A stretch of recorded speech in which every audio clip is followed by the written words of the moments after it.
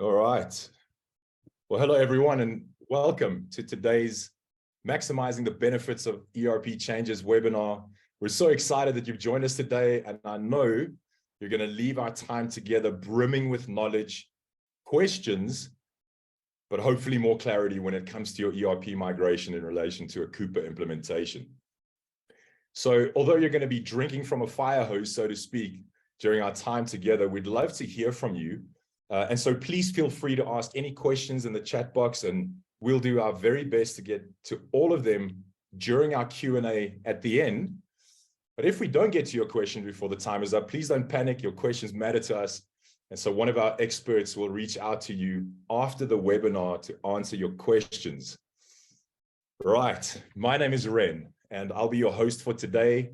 I handle business development and lead generation for Supply Chain Partner.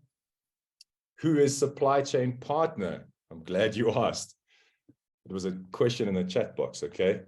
We're a niche business spend consulting house. We've been around for over 9 years. We exist to help organizations spend intelligently, and extremely important to us is we want to leave a legacy of upliftment in everything we do, from our people to our customers and right through to our communities. Look, I won't bore you with every bullet point, but just to let you know that we're a Coupa Premier Partner. We have over 40 Coupa Go Lives under our belt and nearly 250 Coupa certifications and a bunch of other credentials and achievements we're incredibly proud of. And so without further ado, I'd like to welcome to the virtual stage Emil Olkers, Associate Director at Supply Chain Partner, looking after Coupa operations in the African and European regions. Hi, Emil. Hi there. Hi, everyone. Yeah, good. All right, Emil. Gartner recently stated, and I quote, "There'll be a tsunami of SAP S/4HANA adoption between 2021 and 2023. So with that in mind, can you speak to some of the challenges that companies might face when they need to migrate or upgrade ERPs from a Coupa perspective, and then specifically relating to SAP ECC to S/4HANA? If you can speak to that, that'd be great. Yeah, sure. So I think let's maybe start with kind of the generic challenges you have to ERPs, and then there's a couple of things I can highlight from a SAP point of view. So I think first off, it depends very much on the type of migration upgrade you are planning to do. So when you look at upgrading your ERPs, it could be from one ERP brand to another one, which obviously poses a lot more challenges because the changes related to that might be considerably more than if you are upgrading from one version of an ERP to the next. But no matter which one of those, the kind of generic challenges that I'd say there's a lot of them you face, but the ones that I would call the silent killers are probably 3 or 4 that people often miss or do not pay enough attention to in the beginning. And by the time these challenges become apparent, it's often difficult to at that point address. So I'm going to touch on those today. And we'll start with the first one. I think that is the lack of ownership or buy-in in an ERP migration. So that basically there can be a lot of causes for that. So because an ERP touches almost every business area in your organization, chances are really good that you're going to have some goals that are misaligned between the different areas. So there will be expectations of what this ERP could bring that will differ across your business. And obviously there's going to be some compromises to be made because you've got requirements and expectations on the one side and you've got budget on the other side. And it's very, very few times, or in very few cases, all requirements can be met with a budget that's available at that point in time. So all these things kind of contribute to people not wanting to take ownership of an ERP implementation or migration, or not wanting to participate because they feel that it's a lot of effort that's going to be taken, or that they have to put in, and there's a responsibility they need to take to not necessarily get all the advantages that they are envisaging of getting out of the system. I think the last factor that also plays a role in ownership or taking ownership of an implementation is your actual capacity and skills in your team. So if an organization feels that they do not have capacity to have people do their day job and then sufficiently contribute to a large project like an ERP migration or upgrade, or they might not have the skills to contribute valuable information, they tend to often want to push the responsibility or the ownership almost onto the implementers and the suppliers that provide or that kind of run through these migrations. And that's kind of, I think, the three main reasons why you would struggle with a lack of ownership across the different business areas in your organization. Then the second challenge that normally surprises or often surprises a company down the line is the extent of the effort that goes into preparing data. So that's cleansing and enriching data, and then also migration of data. So once you get to master data, things like suppliers and items and so forth, that might be relatively straightforward, but getting to open transactions, purchase orders, and different statuses of, and I'm just referring here to procurement data, that's not even looking at the rest of the business. But transactional data often have a lot more complications that you need to deal with, and it's almost on a detail level. So there's not always a general principle you can apply across to sort out the issues that you encounter. And as a result, it's often takes a lot longer than you would expect it to. And then I suppose the last biggest challenge outside of the standard technical things that you get would be new features and functions that come with the new ERP. So that sounds a little bit funny, or it could sound strange when we talk about it being a challenge.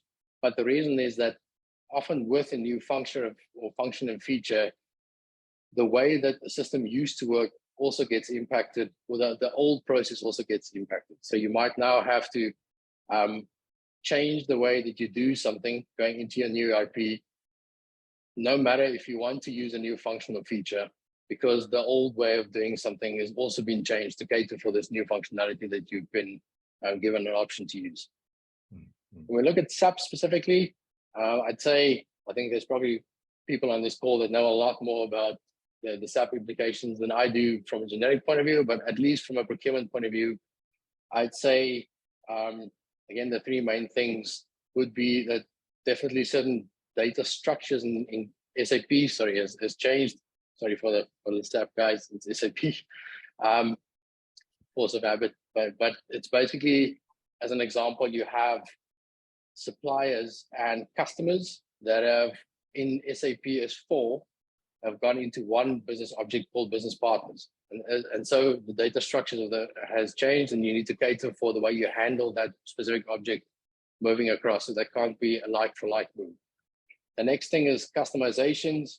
We know SAP is well renowned for customization. So organizations write a lot of code and things we call user exits, etc., to cater for their way of doing things in the SAP ERP. When you then have to move across or migrate to S4, all these need to be reevaluated and challenged. And if they need to be taken across, there needs to be, or there might be some development changes required with all that goes with that to make it work in the new environment. And then the last one from an SAP point of view is Fiori. So that is a new functionality that comes with S4 that if you select to use, might change the way that you configure certain things, because you would have a combination of configurations in Fiori and in your SAP platform that now will cater for functionality that you used to have only in the platform. So there's a different way of thinking about that and what you apply and what you don't apply. Yeah, it's great. Thanks, Emil. Sounds to me like simply slapping new tech or onto broken or non-optimal processes may not be the greatest idea. So the the ERP upgrade may be a great time to relook processes and potentially redesign target operating models. And certainly the change management and stakeholder buy-in are absolutely key during this process. Now I have another question for you. Are there any benefits associated with implementing Coupa ahead of or in parallel to an ERP change or upgrade, rather than wait until after the ERP project is complete? Yeah, definitely. So I think based on, or the decision to do it together with an ERP migration or before, largely relates to, or depends on the timing of when you are planning to do your migration. That could just be dealing with this period that it takes for an implementation of Coupa or any other software to settle before you start to reap the benefits of that. And then obviously making sure that you do not overlap a Coupa implementation with a migration, but not in the same stages of implementation. That said, I think benefits to doing it together or before a migration instead of after is things like the actual reasons why you would want to implement Coupa, the pain points you're trying to resolve, and the efficiency and cost benefits that you can reap from Coupa, you can start to experience earlier. If you do it together with your ERP implementation, you can design Coupa and your ERP as one solution so that your end user has a business solution they work with, even though it's made up out of two software platforms. And that also then gives you the ability to limit the rework that you would have if you did your ERP migration first, because that would mean that you would set up procurement in your ERP only to then a couple of months later have to change it again to include Coupa, to bolt Coupa onto your ERP. So ideally, you do not want to do that. And I'd say lastly, there's a lot of costs that you can reduce from an implementation cost point of view, because shared functions like project management and change management, if doing the two software platforms together as one solution, those streams can be shared. You don't have to have them present and costed as separate units in both implementations of an ERP and Coupa. Yeah, that's really good.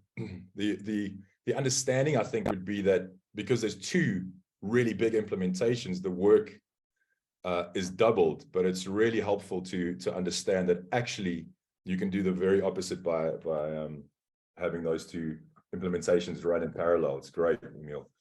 And then finally, in the case of SAP, how is the data and end user experience affected, if at all, during such an upgrade in relation to a simultaneous Coupa implementation? Well, if you've got, so I'm assuming you're asking if you've got Coupa already and you want to migrate, so what the impact is on those users. That basically depends on again, the type of migration that you want to do. If you are going to move from an earlier version of SAP to S4 without changing your business design and process design, and your initial Coupa implementation was part of an optimization project, then your end users might have as little of as a change in experience as something like some commodities changing or some new payment terms featuring when they select a supplier contract or whatever the scenario might be. But their processes could stay exactly the same because the changes will be in the back end versus the user experience that sits in Coupa itself and not in the ERP from a procurement point of view. If you do a transformation, that said, and as a result, as part of your migration, your Coupa processes also change, even then, it still means that they might have, or an end user might experience some changes in, for example, the workflow that they have on their requisition, or they might have to fill in a couple of additional fields that's now available on the screen that they populate depending on what they want to do. But it's still in the Coupa environment. So at least your UI is still the same. There's no impact on or difference in the general mechanics around what they do every single day. Yeah, awesome. Thanks, Emil. That certainly helps demystify what seems to be an incredibly disrupting, potentially incredibly disrupting implementation. So yeah, I really appreciate your insight there. Thanks, Emil. Pleasure. Right, folks. I'd like to again welcome to our stage Mr. Chris Kortemansch, Innovation Manager and Coupa Lead at Glencore. Chris, are you with us? I am. I am here. How are you doing? Here we go. Welcome. Nice to see you again, Ryan. Yeah, you too, Chris. All right. A couple of questions for you, Chris. What is your experience of Coupa and an ERP migration? Maybe talk a bit of the value and the pains.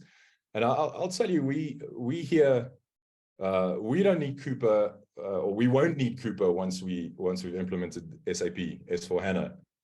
What's your take on this? Yeah, I mean, I think SAP is great at a lot of things, but there's certainly some gaps, and that's where Coupa comes in. So I think it's just about finding the right mix. You know, there's for example, not a great interface for suppliers to interact directly with SAP. So you know, everyone's going to come to the conclusion that you know, if you want to take it to the next level and really engage with your suppliers and increase performance of delivery and engagement with the supplier, increase your catalog spend and your accuracy.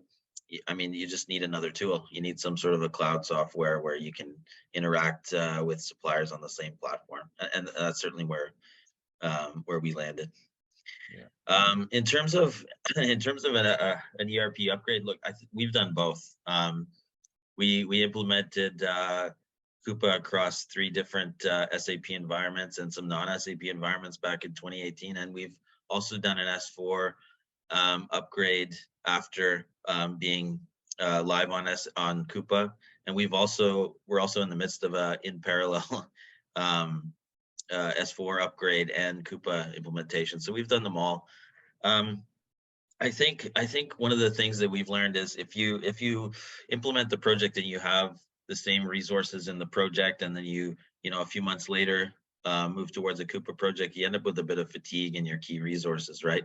So you're bringing in SMEs from the business, you're bringing in key individuals that you know, that know the business, they're respected by their peers, and those are the people that you want on the project. But if you put them in back-to-back projects, we get a bit of fatigue. That's in our experience anyway. So there is some value to doing it in parallel. Certainly increases the complexity. So I would also say, you know, that you want to make sure that you look at your timeline and you've got the right timeline. Certainly if it's a global project across multiple ERPs, you know, different types of businesses, then yeah, you just really have to be cautious that you're taking on a lot at once, and you need to make sure that to put that correct timeline in place, or potentially stagger the rollouts. So those are a couple sort of points of, you know, the difference between those types of projects. Yeah. Yeah, that's good. Thanks, Chris. How do you at Glencore upgrade resources with varying degrees of skill and experience across the businesses during projects like this? Yeah, so, you know, we always take the approach, this is really not just purely a technology project, it has to be a business project.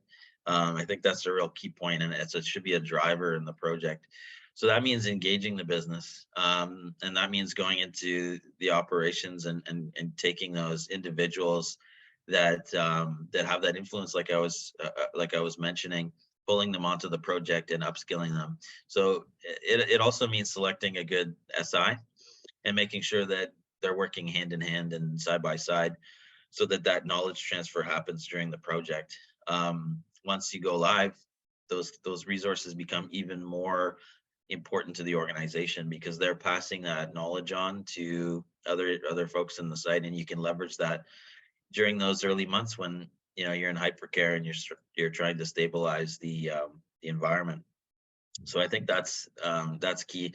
Also, you know, for us, we've done both approaches, face to face, and we've done remote projects, and we really stumbled on doing things remotely, especially in terms of knowledge transfer. You know, you try to do a training session over the web, and you know, the reality is people are just doing a number of other things while the training is happening, and they're not fully focused. They're also maybe not, you know, raising their hand and answering questions, not interactive. So yeah, so I mean, we've learned we'll never do another remote project. It has to be face to face, at least at the key points of the project. You know, the design workshops, the end user testing, all of that, all of those key points of the project. You really need to get together as a group and make sure that those key individuals are in there that will help drive this throughout the business. Yeah, it's good. Very insightful. We may have covered this in a sense, but perhaps just to hear again, if it makes sense to you to implement Coupa sooner rather than later. For instance, not wait 3 or 4 years down the road until the SAP or the ERP project is done? So I think there's if you're going to wait, you're really losing out on the value. So in my sense, I'm always rushing to get it in as soon as possible, because you get the value out of it. Once you put Coupa in, at least as far as our approach on the business, we always try to keep users in Coupa, and we really keep them out of the, at least in terms of a supply chain process. Certainly maintenance remains in SAP, but those users that are working within Coupa, there's relatively little change when you do an upgrade down the road, because most of their work will continue to happen in Coupa. So it's really just, remapping some of the files and in the back end and that sort of thing, but the business process remains the same. So, and it's relatively inexpensive to do the upgrade, because you're just really validating the mapping. The environment's already set up, the configuration is already there, and for the most part, it's you're off to the races. So the challenge in that second project where you're upgrading to S4 is relatively low if you've already got Coupa in place. Yeah, that's good. Very helpful. And then can you give us some insights into how the market and Glencore in particular is responding to the need to move to S4? Yeah, I think we're seeing it within our company today. We're getting a lot of momentum to continue to roll it out. So we've rolled it out in North America. We've gone through to South America. We've rolled it out in Africa last year, and we're working on some sites in Europe today. So I'm seeing the momentum. There's, it's like I was saying earlier, there's just some gaps, in terms of, especially around engaging suppliers and increasing your on-contract spend. There's just some gaps in how SAP operates. It's a wonderful tool. It's a great finance tool. It's a great maintenance tool. But in terms of engaging with suppliers, there's some gaps. So yeah, we're seeing that driver across our business. That's for sure. Yeah, that's great. Chris, thank you so much. Such insightful points, man. Really appreciate your time. Thanks for coming. All right, great. Next, I'd like to call on Chris Clark, who's the Area Vice President, Strategic Value Advisors, the EMEA region for Coupa. Chris, welcome. Hi, thanks, Ren. Yes, I lead Strategic Value Advisory in Europe for Coupa. So maybe just for those of you who may not understand what that means, because we tend to use our own terminology, I'll quickly run through the two primary functions of my area of the business. So the first, and you may be very aware of this, we create the annual benchmark report. So that's based on our observations and the analysis of Coupa's best performing clients. So through the Coupa platform, we've got an excess of $4 trillion worth of spend flowing through every year. And that gives us a really sound basis for calculating the 20 benchmark KPIs that we include in that report. We can calculate them with a really high level of confidence. So this is really the industry's only collection of benchmarks that's based entirely on hard data. So it's coming off the data that we see flowing through the platform. So that's sort of the first function of the SVA organization. If you've not got it, I really highly recommend downloading that benchmark report. It's available from the home screen of coupa.com. And even if you're not currently transforming, it does give insights that are useful for operational teams, the sort of things to focus on, and it could be very helpful, I think. And then moving on, for individual customers, we use the same tooling as we use for the KPI benchmark report to produce a diagnostic of the customer's performance relative to their highest performing peers. So that's much more tailored to the individual organization in their geography, against their industry peers. And we marry the data-driven diagnostic with interview style discovery to really identify areas where improvements can drive meaningful outcomes and value for the business. At the end of the day, our success, Coupa's success, is based entirely on our customers being successful. So having a way to measure current state and provide a properly evidenced view of future state performance is really important. It also means we can choose which organizations we won't work with because the benefits don't justify the investment. And we know this approach works because our customer and supplier adoption levels are routinely over 80%. And that in turn drives all of the benefits that come from improved compliance and reductions in effort, any costs from delays or fraud or remediate, all those things that get better when the platform's just working well for business. So it's good for business, something that we see legacy vendors kind of struggling with a bit.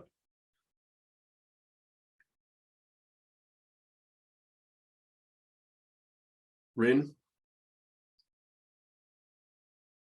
Sorry, Ren, I think you're muted. Yeah, sorry, I was muted. Rookie error. Thank you so much, Chris. It was incredibly helpful. So folks, what I'd like to do, all right, I want to ask you some questions, Chris. Is that okay? Go for it. Sounds good. Good. Can we measure the value of Cooper versus the status quo? Yeah, good question, because that's actually what my entire team does. I put some slides together. Can we have the first slide, please, Ren? There we go. Very good.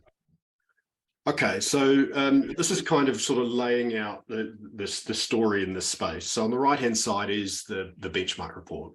It's showing the critical business KPIs for spend management. I understand it's difficult to read off there, so I'll just give you some highlights from it. Across our top performing customers, we're typically seeing 79–80% of on-contract spend, around 4.5 hours for requisition to order cycle time, 80% electronic invoice processing, 87% first-time match rate for invoicing. And all of these things drive value for the business in terms of time and cost and all the things I talked about earlier. And we even benchmark ESG and diversity to support organizations in that space and their risk profiling. So if that's a view of what good looks like, then to the left of that is a diagram that's just broadly representing the workflows for the different spend management tasks. And they all flow through this one unifying platform that's optimized to enable our customers to achieve similar performance. So we're trying to get all of our customers up to that sort of benchmark level.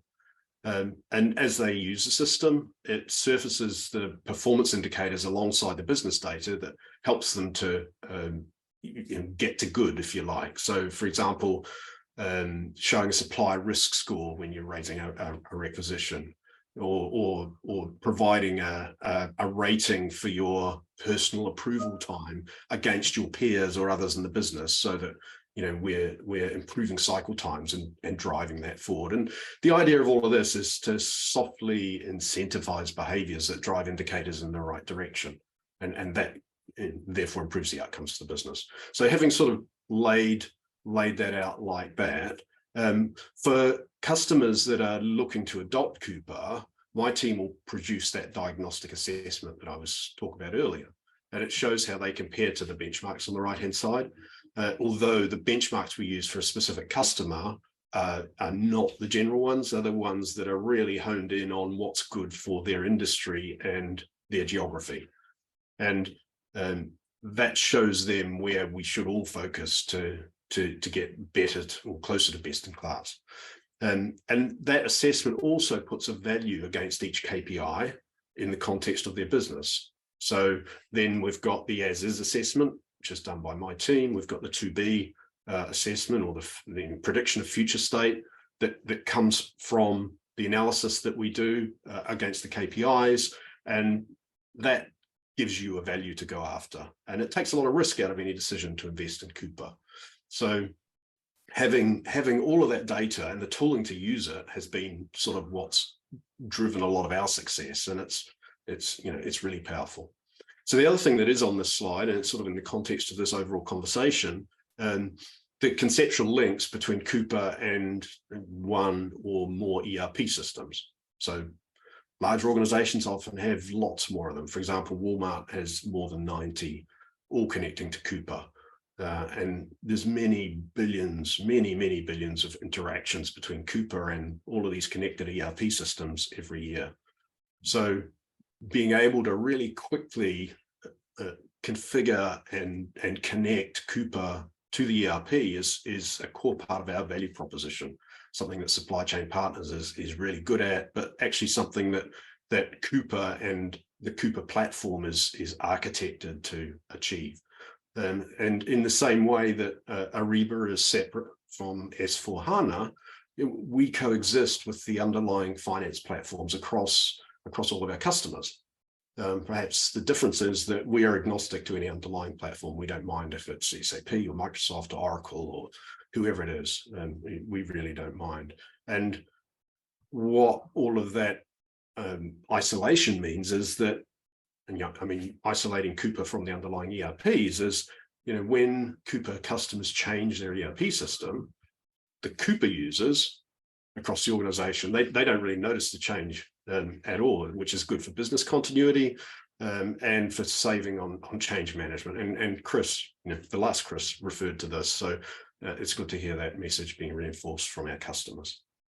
I would say clearly if there's a tuning process or changes to the business process around this, then obviously the users will see some change, but that's not an essential part of upgrading the ERP in most cases. Does that kind of answer the question, Ren? Absolutely, Chris. It more than answers the question. Thank you so much. Great information there. We've spoken a bit about the pros and cons of a parallel implementation versus waiting for a Coupa implementation. Can you talk a little bit about the commercial implications of both of those options? Yeah, for sure. So given that whole commercial piece is front and center of what my team does, absolutely I can. So if we could have the next slide, please. I've modeled a couple of scenarios and the benefits of both. So I'll just say right up front, clearly this is presented in summary form. Behind it, there's a really comprehensive build-up of the KPIs and the value that they contribute into this model. And the other thing I would say is this is based on an organization with about 550 million pounds of spend under management. So, it's a larger organization that may not, for each individual customer that we work with, we redo these calculations and come up with a number that's specific to them. I just wanted to use this sort of to indicate what this looks like. So the two scenarios, the first is implementing full source to pay in advance of changing the ERP, or in parallel with, if you like. So it's not waiting for the ERP to be implemented. Which means that you deliver that great user experience that Chris was talking about, and you also deliver the financial benefits that come with improving the KPIs. You deliver those earlier. So in this example, the net benefit over 5 years of that scenario one is about 36 million pounds. The scenario two, which is doing source to contract only in parallel with the ERP and delaying the procure to pay part of the project until after the ERP change, means you lose about 25 million of those benefits. So there really is a concrete financial benefit in bringing the project benefits forward. So, my suggestion to any customers is always you have to at least investigate this, look at it, figure out whether it's an appropriate scenario for your business. And when we have that conversation, we've got lots of examples of where having Coupa isolate the business from disruption of other technical change has been absolutely the right decision for them. So there's lots of good stuff here. One topic that I'm often asked about in this space is that reintegration cost. So clearly you've done the implementation, you've changed the ERP, what's the cost of hooking Coupa up to the upgraded system? And just as a kind of rule of thumb, and again, we'd need to look at this for each specific customer, but normally comes in around 10% of the original implementation cost. So, taking that as the rule of thumb in the scheme of things, that figure is relatively minor. And given that we would expect the ERP system would require less configuration because the procurement functions have been offloaded, overall it might even cost less doing it this way than it would delaying the procure to pay implementation. Yeah, it's great. And look, I mean, Cooper's absolutely incredible at time to value, realizing savings very quickly. I'm going to make an assumption. Maybe you can back it up. Could the savings that Cooper realizes for your organization pay for your SAP? Yeah. So I've not done any work on what the cost of the ERP implementation is, or even the ERP upgrade. But if you've got, in this example, 25 million to play with, it's going to go a long way towards, helping that project. And, it may well be that you come out, quids in. Yeah. Be a good outcome for everyone, wouldn't it? Yeah, absolutely. Absolutely. Yeah, wonderful. Thank you, Chris. So insightful. I wonder if you could stay on. We've got some questions from the audience. You wouldn't mind? For sure. Absolutely. All right. Where do the dollar value savings come from? How are they calculated? Yeah, good question. So first thing I would say is that there's lots of drivers underpin the model that generates those numbers. It's part of linking those KPIs and the delta between the current state and the future state in the KPIs, linking those to the value drivers, the things that actually turn those KPIs into money, if you like. And underpinning the summary slide that we were looking at is the model that brings all of these things together and does the calculation. So, I couldn't go through the whole model with you on this call. It's got the complexity of the real world baked into it. So that makes it a bit more, we'd need a longer conversation to do that, but I can give you some examples if you like. So sourcing and spend on contract drives things like preferential terms with suppliers, and that then generates a cost saving. So, with some immature organizations, we might see a 10 or 20% of spend value saved simply by improving spend on contract up to that benchmark figure and sourcing, doing better sourcing, doing robust sourcing.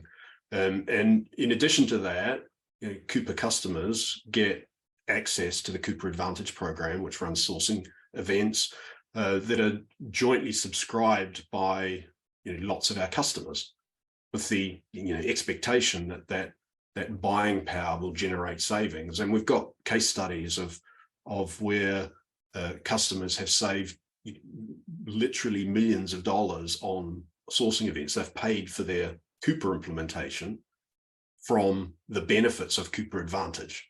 So there's a big old story there that contributes to that bottom line. I haven't particularly baked Cooper Advantage into the business case that we were looking at earlier, but that's just an example of a driver. Other more straightforward ones, electronic purchase order and invoicing. So that generates savings from a reduction in manual tasks, but it also drives things like fraud reduction and a bunch of other drivers that contribute to that overall number. Supplier rationalization, it reduces supplier onboarding and supplier maintenance costs. If we think just about onboarding, Hackett Group, who I guess you're familiar with, their benchmark for onboarding is more than $800 per supplier, and that's without any ongoing maintenance costs. So if we can think rationally, and that's probably the wrong word, but if you think about suppliers, looking at them through that lens, if we can focus on fewer suppliers with higher value contracts and properly sourced agreements for the items that we're buying from them, you generate savings in that way. And there's other stuff, there's 20 benchmarks all driven by all of our products, things like advanced analytics, which provides more detailed category insights, which can drive more effective supplier and category management, sourcing and all that stuff, and lots more. So it quite quickly becomes pretty complex, which is why I've got a specialist team that do all of the work around this and pop out the numbers that we can then build the insights off.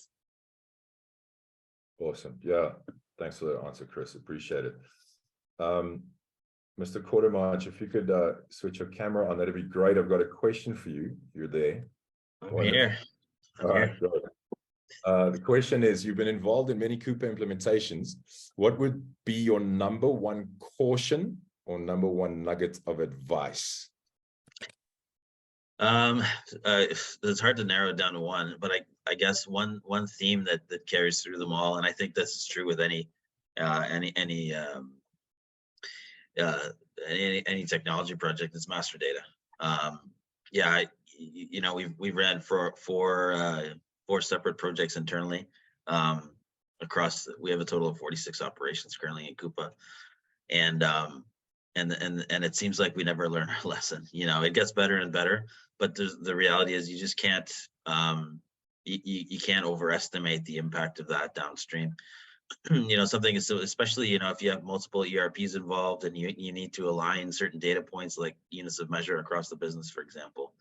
That in itself is such a challenge to ensure that all the data is aligned between the different ERPs and it matches Coupa perfectly. So from that perspective, I would say, yeah, don't underestimate the impact of master data.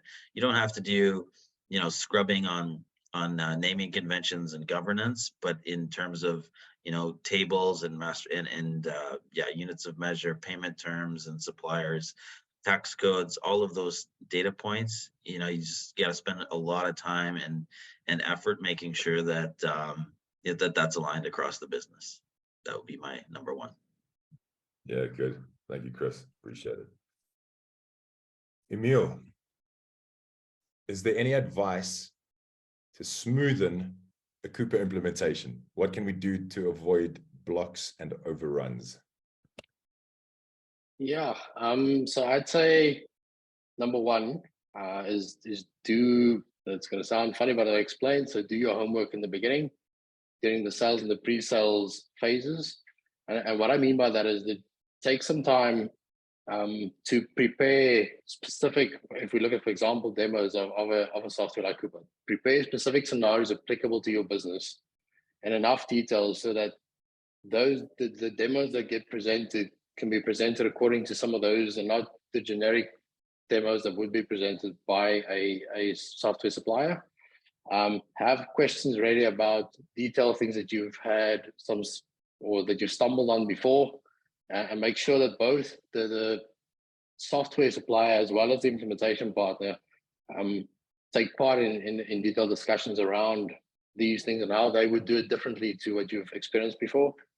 And then important with that is be open to listening to these parties that you're talking to, because there's a lot of experience there that you might not have specific to Coupa. And so a lot of the points, although it might not always be what you want to hear, might be very valid points around what will work and what won't work. So that is the one. Data, I'm going to Chris has referred back to it again. So that just can reiterate that. Make sure that you plan enough time to do the data prep work around the project. And then the last thing is keep some things as simple as possible in your implementation to start off with. So the nice thing is something like Coupa, once it's implemented, a lot of things and a lot of tweaks you want to make, you can, to a certain degree, do yourself. So prevent wanting to kind of trying to chase all the bells and whistles that Coupa offers. So look at it from your business point of view to start off with and say, how do I enable my business pain points or resolution of my business pain points and requirements in as simple a manner as possible? Because it is a big change in a lot of circumstances from what was before to what you're going to do in Coupa. So get that up and running first, and then bells and whistles you add as you need and require them. But if you spend a lot of time trying to make bells and whistles fit into your design, you can end up having a very confusing solution and a confusing design that people are not mature enough for yet. Good. Yeah. Thank you, Emil. Mr. Clark, how do I get a Coupa value diagnostic? Oh, I love that question. So actually the answer to that's really simple. So clearly it's my team that do that work. The route into that is for customers who are looking to adopt Coupa. It's a zero cost service. So reach out to your account exec, your Coupa account exec, or to the SCP team. Or if you're working with another partner, then they can help with that too. But it's get that conversation going, and we'll figure out where to go from there. Or if you want to drop me a note, feel free. I'm absolutely up for that. I can help get the right people involved. Awesome. Thanks, Chris. Chris Quartermanch. Rolling Coupa and a SAP upgrade at the same time. Any idea what you save in terms of people time by doing this? Yeah, I mean, it's hard to quantify that exactly, but there definitely is a savings. I mean, if you're doing the SAP S4 upgrade, you're going to be making business decisions based on that technology. Then you're going to have to revisit those decisions in that second project when you're bringing in Coupa, right? So that's where we found, that's why we're doing it concurrently now. We did discover that, and that's where the change fatigue comes in. That's where the strain on resources come in, because you're pulling the same people from the same roles from the business again for a second project. So those internal costs are definitely there. And I mean, just from a project management perspective, you're running two projects separately, spaced apart by probably a fairly short amount of time, a year or less. So those project costs repeat themselves. Certainly can't quantify it, but I can say confidently that they're there. Yeah. Yeah. Good. Chris Clark. Question is: I've looked at the Coupa Advantage portal, and the available suppliers only operate in the US. Where can I find the European suppliers, please? Okay, good question. And it's really difficult to keep that list up to date. So again, my suggestion would be come into my team, and part of the exercise that we do is to match your suppliers with the suppliers that we currently service, and we can give you that view, for you specifically, really quite quickly.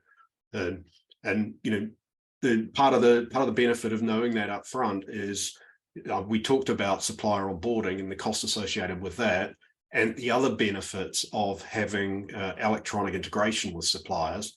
Having that ready to go on day one by knowing that your suppliers are already transacting through Coupa allows you to bank those benefits really early. So, good question. Come talk to us. We'll help you with looking at your data and doing that comparison.